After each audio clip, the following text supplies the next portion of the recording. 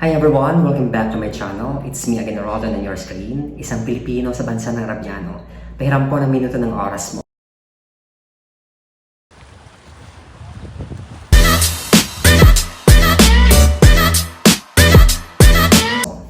So pasensya na po, medyo matagal-tagal at bago po tayo pag-upload ulit ng video dito sa ating YouTube channel para makapag-usap na naman tayo para alipin na naman natin ang isa't isa. Kasi I've been busy these days sa trabaho. Maraming mga ganap na kailangang paglaanan ng oras at pansin. So, pasensya na. But you know what? This past few days, I've been bombarded by this connotation na pag nasa abroad, mapera. Kaya ginawa ko yung video na ito to explain kung ano pa talaga ang pagiging isang OFW. So, you know what? My experience, I've been here for 8 years already na nagiging isang OFW.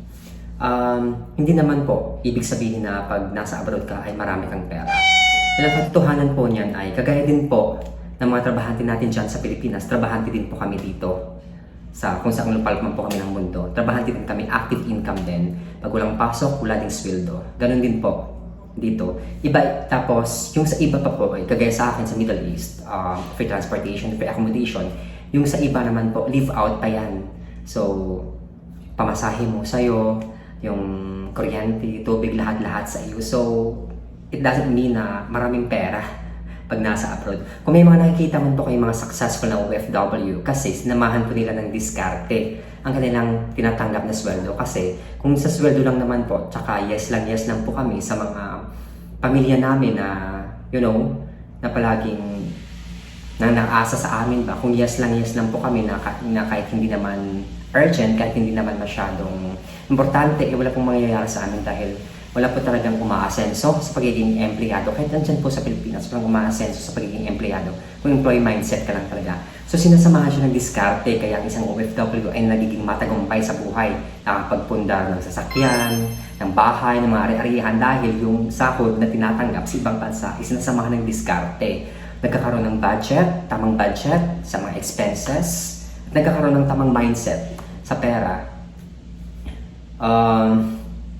Kasi this past few days, ang daming mensahe na nababasa ko, private messages na, gano'n na mag-aano ng pera, gano'n. Hindi lang naman ako siguro, lahat naman siguro ng mga OFW, yung mga pamilya namin. Oo, responsibility namin ng mga OFW, yung mga pamilya namin kasi kaya nga kami pumunta ng pumunta dito, not just for our own selves, but for our family.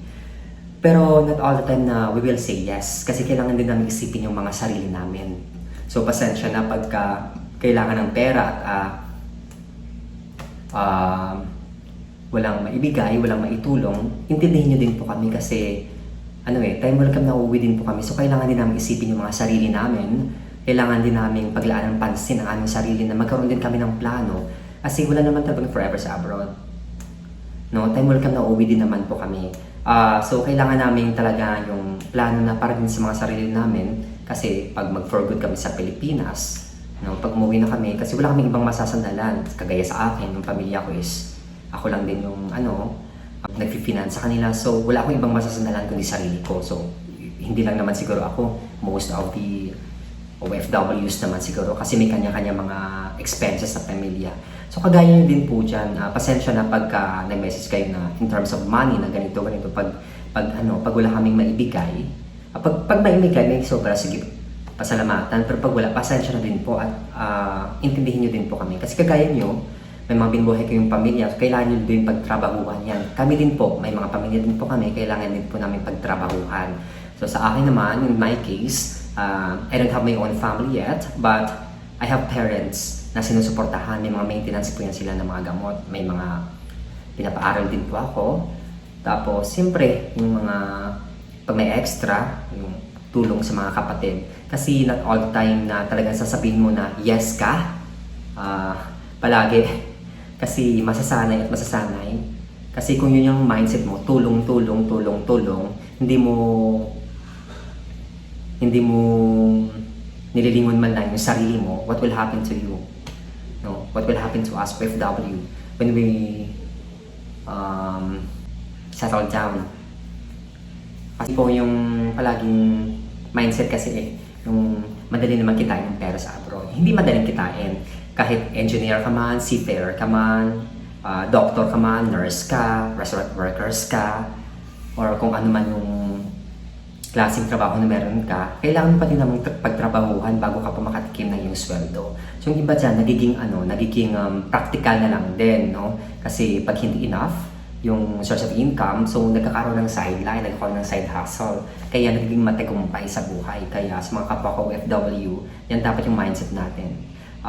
Kasi pag yung source of income lang is isa, kung kukulangin talaga, kukulangin po talaga yan. Lalo na pagka emotional tayo palagi, yung tagahingin ng ating pamilya ay talagang weak tayo, na hindi tayo marunong na mag-analyze muna kung ito ba ay urgent, kung ito ba ay dapat ba talagang paglaanan ng pera on the spot or instant, or pwedeng namang pagpaliban kasi yung pera is hindi pinupulo. Kailangan po namin magmanat ng buto para makapagsweldo.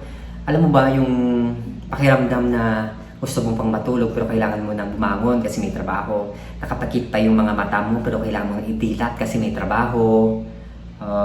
Nilalamig ka pa, ayaw mo pa sana maligo, but you have to dahil may trabaho. So, yun po, hindi po nangangahulugan na pagka abroad ay mapera. At hindi po yan totoo na parang pinuputol yung pera sa abroad.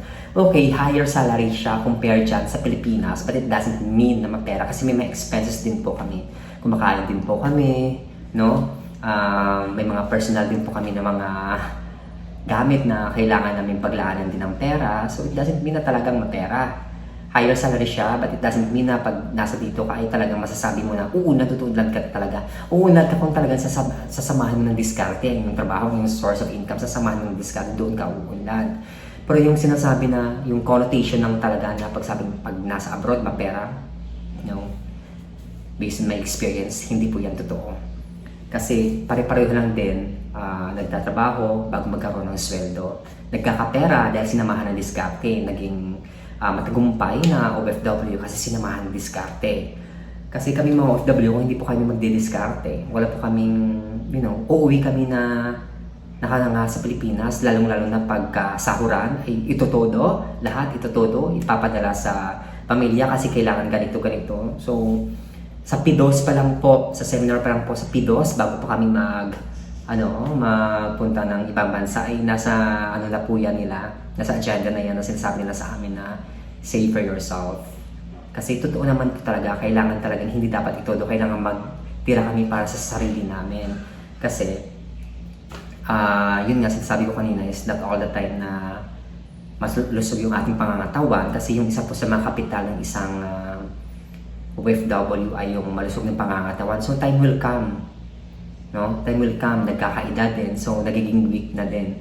So, tsaka bonus pa doon yung pamilyado ka, yung stress mo pa, yung pagiging emotional kasi homesick ka, yun pa yung isa pa yun sa nakakadagdag ng pressure sa pagiging OFW. Pero kinakaya ang lahat, no? Kasi kasi doon like for example sa akin, no, kinaya kong lahat kasi when I was there in the Philippines, minimum wage lang din. At sabi ko sa sarili ko, I want more. Kasi sabi ko sa sarili ko na may magagawa pa ako.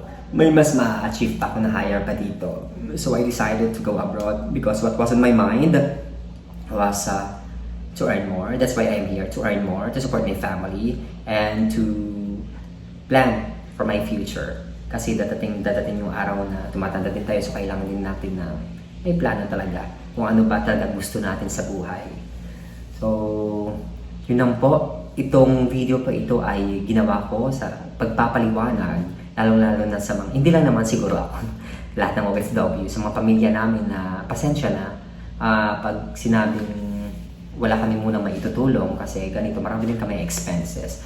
Huwag niyong isipin na nagbago na kami kasi yan nakatanggap ako ng ng mensahe, nagbago na dati ganito ka, dati sama-sama pa tayo ganito. Sabihin sa'yo naman na yung bag ako sa'yo, kahit wala naman sa totoong buhay. Pero I handled it well naman, I explained to them na ganito. Pare-pareho lang tayo baka sa buhay para lang mabuhay. So, yun po, intindihin natin ang bawat isa Kung may maibibigay, salamat. Kung wala, pasensya din. Kasi yung buhay natin ay hindi natin yung dapat iasa sa iba. Ang sarili nating buhay ay sarili nating obligasyon. Ang sarili nating pamilya ay sarili nating obligasyon. So, hindi nangangulugan na pagka may pamilya ka na isang OFW ay aasa ka na hingi ka na ng hingi ng hingi. Hindi ka naman. At not all the time we will say yes. Yes, mga OFW. Pag-isipan nyo, kailangan nating lingunin ang sarili natin kasi wala tayong ibang masasandalan dahil hindi naman talaga forever young tayo. So dadating panahon na kailangan din nating pahinga, kailangan din nating mapapagod din tayo sa sinasabing trabaho sa abroad. So kailangan natin ng plano sa buhay. So yun naman po, ang video po na ito ay isa lamang pagpapahiwatig, isa lamang kumbaga na explanation kung ano po ang sitwasyon ng OFW doon sa connotation na na pag-abroad ay mapera. So, maraming salamat po sa panonood. Sana po ay may na-i-share ako based on my experience na thought man lang doon sa connotation na pag-abroad ay mapera. Maraming salamat po sa panonood. Please like, comment, and subscribe on my YouTube channel. Laging tandaan, ang taong magpagkumbaba ay pinagpapala. God bless everyone.